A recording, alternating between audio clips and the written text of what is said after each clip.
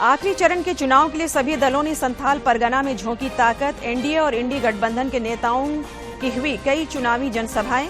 प्रधानमंत्री कल दुमका में करेंगे रैली। मंत्री आलमगीर आलम की 11 दिनों की रिमांड अवधि पूरी होने पर आज पीएमएलए कोर्ट में फिर हुई पेशी। कोर्ट ने ईडी को 3 दिनों के लिए फिर सौंपी रिमांड। रांची में डीजे संचालक की हत्या मामले में सीसीटीवी फुटेज के आधार पर आरोपी की पहचान। हथियार जब्त कर गिरफ्तारी के लिए पुलिस कर रही छापेमारी। और बंगाल की खाड़ी में उठे साइक्लोनिक सर्कुलेशन का झारखंड में भी दिखा आंशिक असर। संथाल में हुई बारिश। आज और कल के लिए येलो अलर्ट जारी।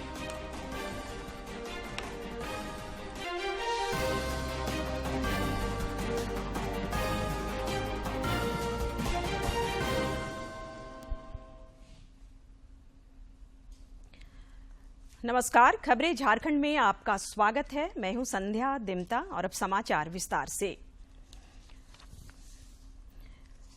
भारतीय जनता पार्टी के स्टार प्रचारक और रक्षा मंत्री राजनाथ सिंह ने आज राजमहल लोकसभा क्षेत्र के साहिबगंज जिले के उद्धवा प्रखंड में एक जनसभा को मोबाइल के जरिए संबोधित किया। इस दौरान उन्होंने केंद्र सरकार की उपलब्धियां गिनाई और इंडी गठबंधन पर जमकर निशाना साधा। दरअसल मौसम खराब होने के कारण श्री सिंह का हेलीकॉप्टर सभा स्थल के नजदीक लैंड नहीं कर सका और उन्हें वापस लौटना पड़ा। यहां आयोजित रैली को मध्य प्रदेश के भाजपा प्रदेश अध्यक्ष सांसद बीडी शर्मा, झारखंड में प्रतिपक्ष के नेता अमर बावरी और विधायक अनंत ओझा ने भी संबोधित किया।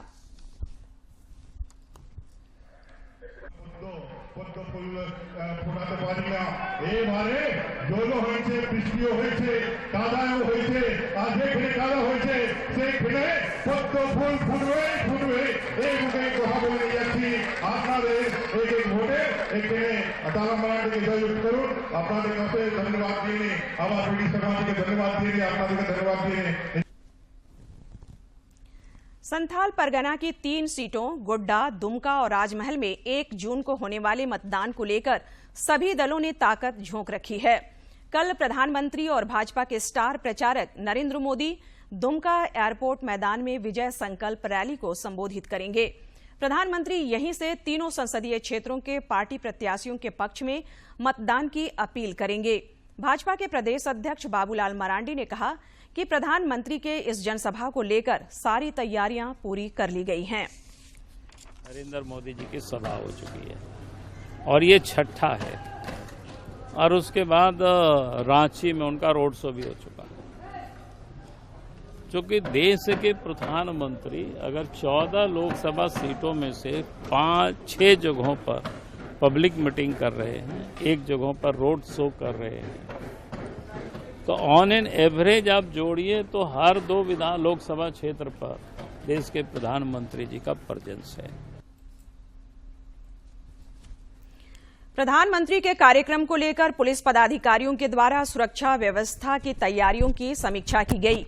जिले के पुलिस अधीक्षक पीतांबर सिंह खैरवार ने कहा कि रूट लाइन तैयार कर लिया गया है और सुरक्षा के पुख्ता इंतजाम किए गए हैं। हम लोग उसके अकॉर्डिंग काम कर रहे हैं और सुरक्षा का पुख्ता इंतजाम हम लोग किए हैं। हर एक जगह हर एक गेट पर फ्रिस्किंग किया जाएगा और सबको आज ब्रीफ कर दिया जाएगा कि इनका क्या ड्यूटी है। उधर राजमहल विधानसभा क्षेत्र के उद्धवा प्रखंड में भाजपा द्वारा जन आशीर्वाद यात्रा का आयोजन किया गया। इस दौरान पार्टी कार्यकर्ताओं द्वारा मोटरसाइकिल रैली निकाली गई और लोगों से पार्टी प्रत्याशी ताला मरांडी को समर्थन देने की अपील की गई।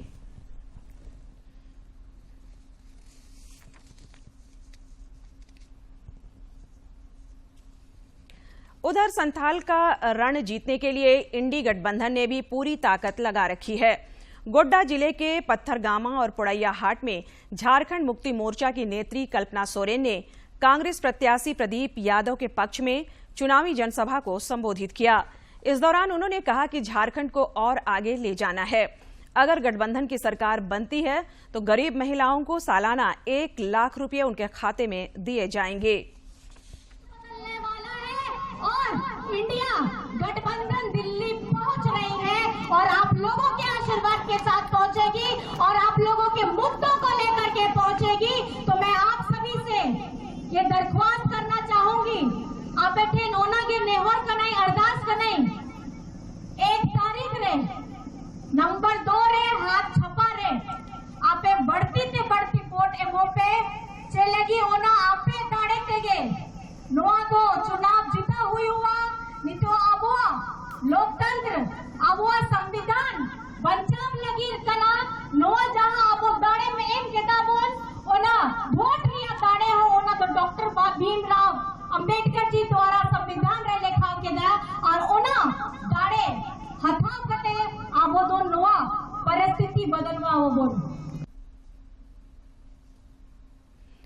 झामुमो नेता और राज्य सरकार में मंत्री मिथिलेश ठाकुर ने आज जामताड़ा में प्रेस कॉन्फ्रेंस कर कई मुद्दों पर खुलकर बात की।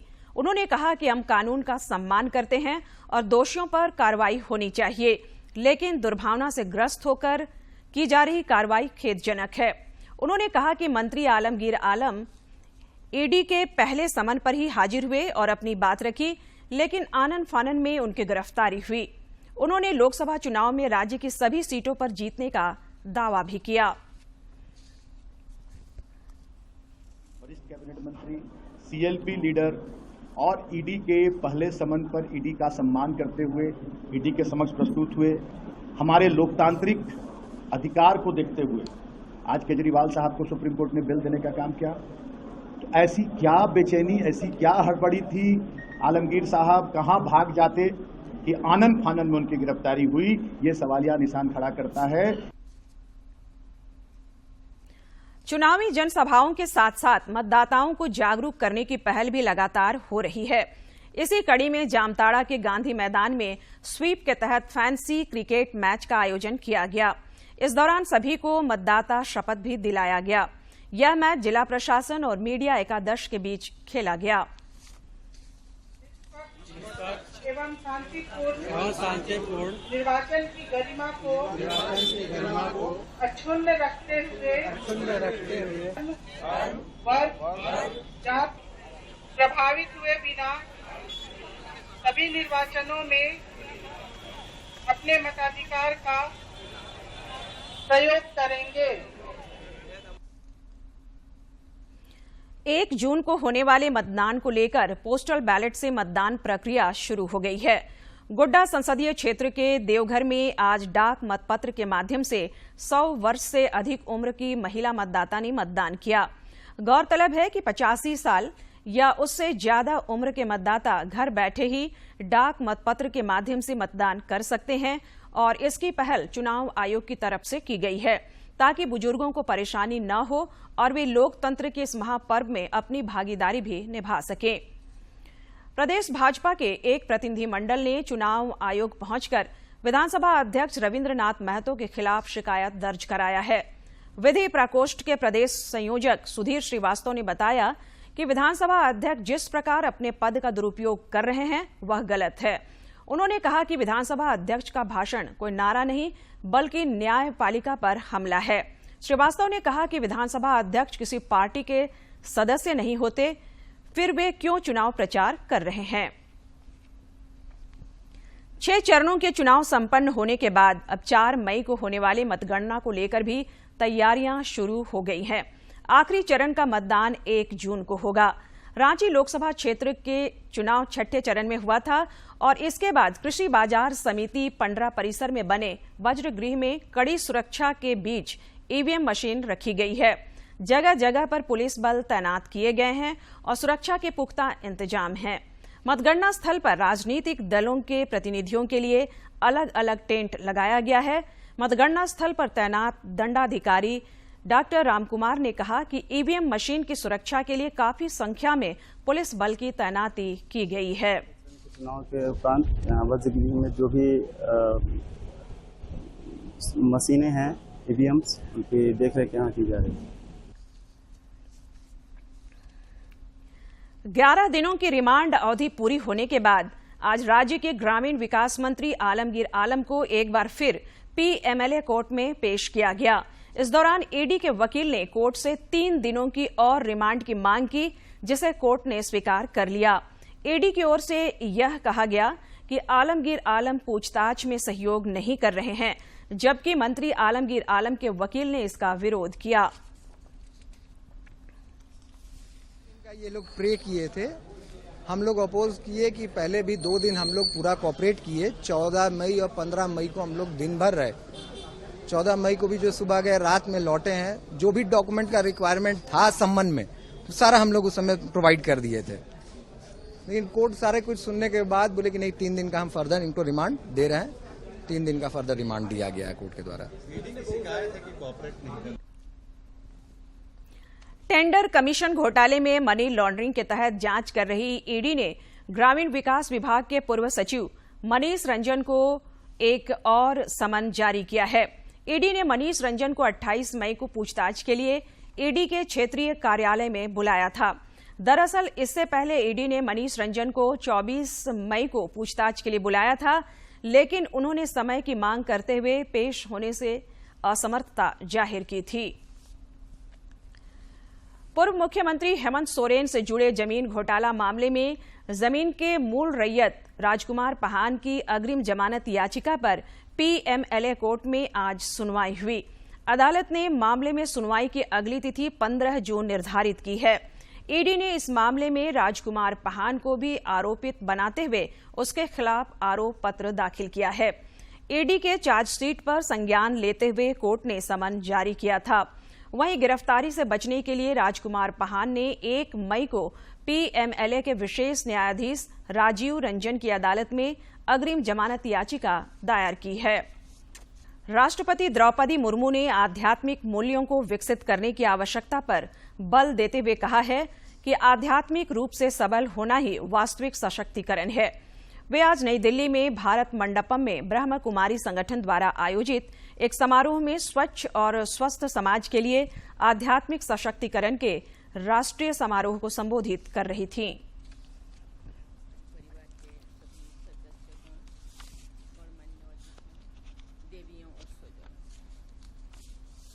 प्रजापिता ब्रह्मा बाबा ने ब्रह्मा कुमारी संस्थान की स्थापना करके आध्यात्मिक सशक्तिकरण के अभियान को तो आगे बढ़ाया ही है, उन्होंने महिला सशक्तिकरण भी अनुपम योगदान दिया है।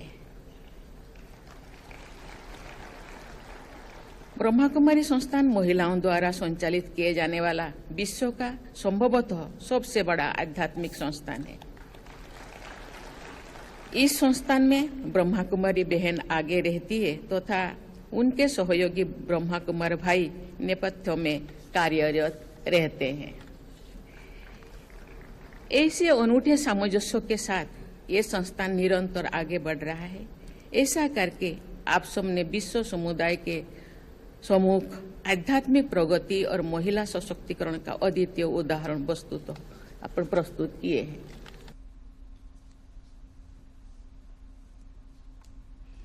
लोहरदगा में आयोजित 6 दिवसीय चरित्र निर्माण शिविर का आज समापन हुआ। राज्य के वित्त मंत्री रामेश्वर उरांव और सांसद सुदर्शन भगत कार्यक्रम में मुख्य अतिथि के तौर पर शामिल हुए। कार्यक्रम में आर्यवीर दल के द्वारा सूर्य नमस्कार, भूमि नमस्कार, कराटे, लाठी चालन समेत कई साहसिक कला का प्रदर्शन किया गया। इस मौके पर रामेश्वर उरांव ने कहा कि गुरुकुल प्रारंभ से ही शिक्षा का केंद्र रहा है, जहां ऋषि मुनियों के सानिध्य में शिक्षार्थी शिक्षा ग्रहण करते हैं। इस मौके पर सांसद सुदर्शन भगत ने कहा कि शांति आश्रम मौजूदा समय में ब्रह्मचारियों को संस्कारी और आदर्श बना रहा है। राजधानी रांची के चुटिया इलाके में देर रात बदमाशों द्वारा बार में घुसकर डीजे संचालक हत्या मामले में आरोपियों की गिरफ्तारी के लिए पुलिस ने छापेमारी तेज कर दी है। पुलिस ने इस मामले में सीसीटीवी फुटेज के आधार पर गोली मारने वाले की पहचान कर ली है और उसके हथियार को भी जब्त कर लिया गया है। इस घटना के संबंध में बताया जा रहा है कि बार बंद होने के बाद 4-5 युवक वहां पहुंचे थे और उनकी बार स्टाफ से किसी बात पर बहस हुई, जिसके बाद यह घटना घटी। वो तो हत्यारे की पहचान हो गई है, हम लोग उसको तलाश कर रहे हैं, उसके घर की तलाशी लिए हैं।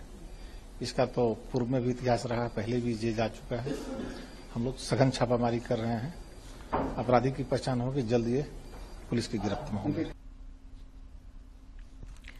इस हत्याकांड पर भाजपा ने कड़ी प्रतिक्रिया व्यक्त की है। भाजपा के प्रदेश प्रवक्ता प्रतुल शाहदेव ने कहा कि राज्य में विधि व्यवस्था चौपट हो गई है। पुलिस ने उन्होंने जल्द से जल्द हत्यारों को पकड़ने की मांग की है। झारखंड की विधि व्यवस्था चौपट हो गई इस सरकार के कार्यकाल में, और अभी तो मॉडल कोड ऑफ कंडक्ट लगा हुआ है। पुलिस हाई अलर्ट में है। तस्वीरें आती हैं कि पुलिस तलाशी अभियान चला रही है, जगह जगह चेकिंग हो रहा है। उसके बाद बीच रांची में देर रात को एक डीजे की गोली मारकर हत्या कर दी जाए, तो पूरे तरीके से सरकार का इकबाल समाप्त हो गया है, कानून का खौफ समाप्त हो गया। आम शहरी हकलान है। हम मांग करते हैं अविलंब इसकी गिरफ्तारी हो, लेकिन ये सरकार और पुलिस एडमिनिस्ट्रेशन एक बार फिर से एक्सपोज हो गया। झालसा के निर्देश पर रांची जिला विधिक सेवा प्राधिकार के तत्वावधान में नशा उन्मूलन विषय पर जागरूकता कार्यक्रम रांची रेलवे स्टेशन और Birsa Munda bus stand terminal पर आयोजित किया गया। जागरूकता कार्यक्रम को संबोधित करते हुए रेलवे न्यायिक दंडाधिकारी विजय कुमार यादव ने कहा कि नशा एक ऐसी बुराई है जो हमारे संपूर्ण जीवन को नष्ट कर देती है। नशे की लत से पीड़ित व्यक्ति परिवार के साथ समाज पर भी बोझ बन जाता है। इस दौरान रांची में 8 जून को होने वाली मोटर वाहन दुर्घटना से संबंधित विशेष लोक अदालत और 13 जुलाई को होने वाली राष्ट्रीय लोक अदालत की भी जानकारी लोगों को दी गई। रांची के बुंडू थाना क्षेत्र के ताऊ मोड़ के पास गुप्त सूचना के आधार पर पुलिस ने 3 किलो 600 ग्राम अफीम और 40,000 रुपये नगद के साथ अफीम तस्कर को गिरफ्तार किया। अफीम तस्कर सिंटू कुमार हजारीबाग बड़का गांव का रहने वाला है। पुलिस सूत्रों से मिली जानकारी के अनुसार यह कई वर्षों से क्षेत्र में अफीम की तस्करी करता था।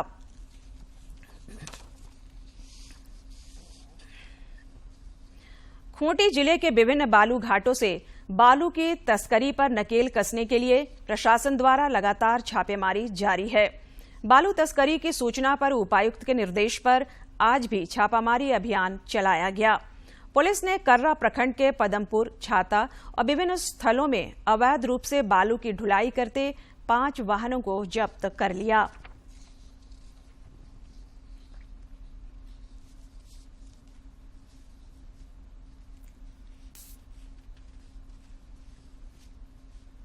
अवैध बालू के खिलाफ प्रशासन बहुत सख्त है और कंटिन्यूसली इस पर रेड की जा रही है। कल के दिन जॉइंट रेड करते हुए डीएमओ और मेरे द्वारा और पुलिस प्रशासन के द्वारा हम तीनों ने मिलकर 5 गाड़ियों को जो अवैध बालू उत्खनन कर रही थी उन्हें जब्त किया गया था। मुख्य रूप से इन सभी को कर्रा क्षेत्र में पदमपुर एवं छाता क्षेत्र के पास इनको जब्त किया गया।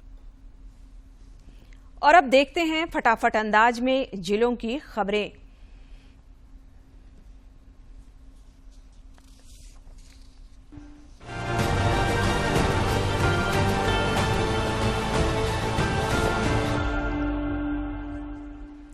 नालसा झालसा जिला विधिक सेवा प्राधिकार व अनुमंडलीय विधिक सेवा समिति चांडिल के तत्वावधान में आज ईचागढ़ प्रखंड के रानीडीह में नशा मुक्ति अभियान चलाया गया। ईचागढ़ प्रखंड के पारा लीगल वॉलंटियर कार्तिक गोप ने ग्रामीणों के साथ मिलकर गांव में प्रभात फेरी निकाली। इस दौरान लोगों को जागरूक किया और नशे से दूर रहने की अपील की गई। रांची में आज मधुप्रिया स्मारक अंडर 14 क्रिकेट का आगाज हुआ। अरुणोदय क्रिकेट अकादमी के तत्वावधान में आयोजित प्रतियोगिता का उद्घाटन किया गया। प्रतियोगिता के सभी मुकाबले पुराने विधानसभा मैदान में खेले जाएंगे। इस प्रतियोगिता में 10 टीमों ने भाग लिया है। वहीं विजेता टीम को 21,000 और उप विजेता को 11,000 का नगद इनाम दिया जाएगा। मैच का सीधा प्रसारण YouTube चैनल पर किया जाएगा। चाईबासा की सारंडा जंगल स्थित थोलकोबाद गांव में गांव के नाम पर अनुसूचित जनजाति आवासीय विद्यालय थोलकोबाद कैंप मनोहरपुर खोला गया है, लेकिन इस गांव के ही बच्चों का नामांकन इस विद्यालय में नहीं हो रहा है। इस कारण थोलकोबाद और आसपास के गांवों में सरकार और शिक्षा विभाग के प्रति ग्रामीणों का आक्रोश है। ग्रामीणों का कहना है कि गांव के कई बच्चों का नामांकन स्कूल में कराना था, लेकिन स्कूल प्रबंधन ने नामांकन प्रारंभ होने संबंधी कोई जानकारी नहीं दी। जमशेदपुर के बिष्टुपुर स्थित एक मॉल के कर्मी का अपहरण कर सिर मुंडवाने, मारपीट करने व रंगदारी मांगने का मामला सामने आया है। घटना की जानकारी मिलने के बाद पीड़ित युवक के परिवार वालों ने मॉल पहुंचकर हंगामा किया। पुलिस ने आरोपी को गिरफ्तार करके जेल भेज दिया है। हजारीबाग जिले के दारू प्रखंड के बलिया गांव में हाथी ने एक व्यक्ति को कुचलकर मार डाला। घटना की सूचना वन विभाग के अधिकारी और पुलिस को दे दी गई है।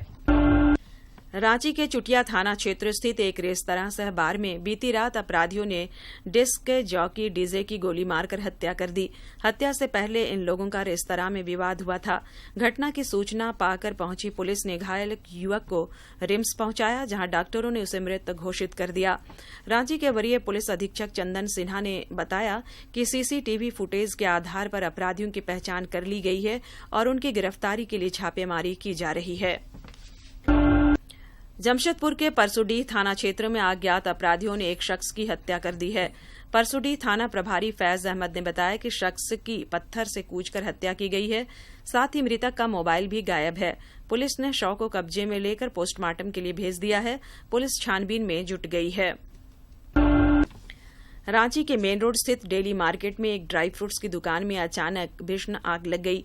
घटना की सूचना फायर ब्रिगेड को दी गई, जिसके बाद आग पर काबू पाया गया। इस अगलगी में ड्राई फ्रूट्स दुकान के बुरी तरह जलकर राख हो जाने से लाखों का नुकसान हुआ है। पॉक्सो के विशेष न्यायाधीश आसिफ इकबाल की अदालत ने आज नाबालिग से दुष्कर्म मामले के दोषी मिथुन महतो को 10 साल की सजा सुनाई है। साथ ही उस पर 10,000 रुपये का जुर्माना लगाया है। जुर्माने की राशि नहीं देने पर उसे 6 माह की सजा काटनी होगी। पूर्व में कोर्ट ने मिथुन महतो को दोषी करार दिया था। जमशेदपुर के बहरागोड़ा प्रखंड क्षेत्र के पाथरी पंचायत अंतर्गत डिंगासाई गांव की महिला की सड़क दुर्घटना में मौत हो गई है। बताया जा रहा है कि दुर्घटना होने के तुरंत बाद ही स्थानीय लोगों की सहायता से 108 एम्बुलेंस द्वारा सामुदायिक स्वास्थ्य केंद्र बहरागोड़ा लाया गया। इलाज के दौरान डॉक्टर ने मृत घोषित कर दिया।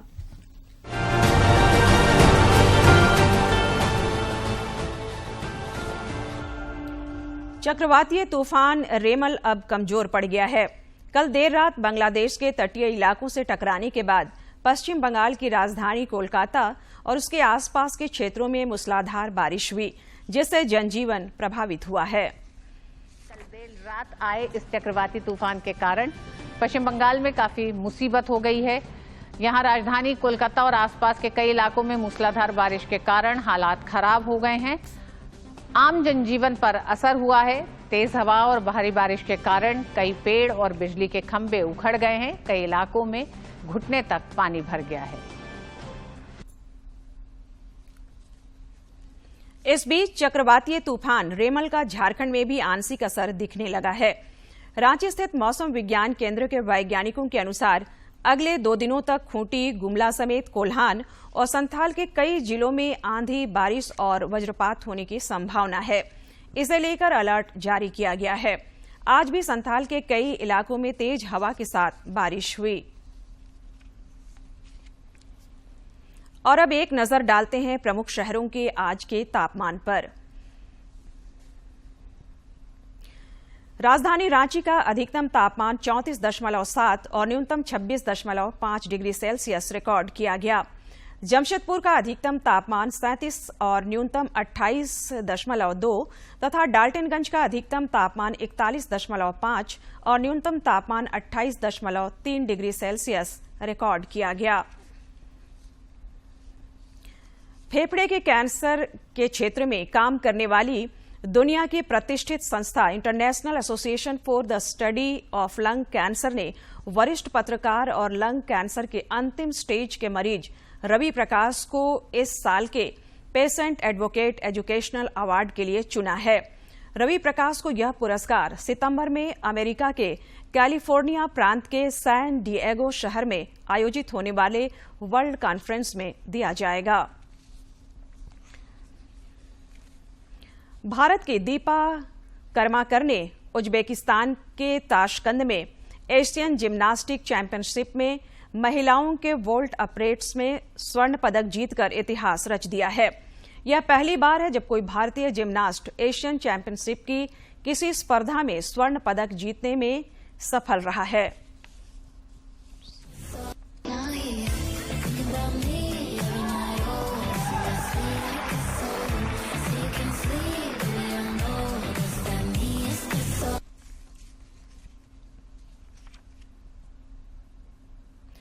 अंत में मुख्य समाचार एक बार फिर।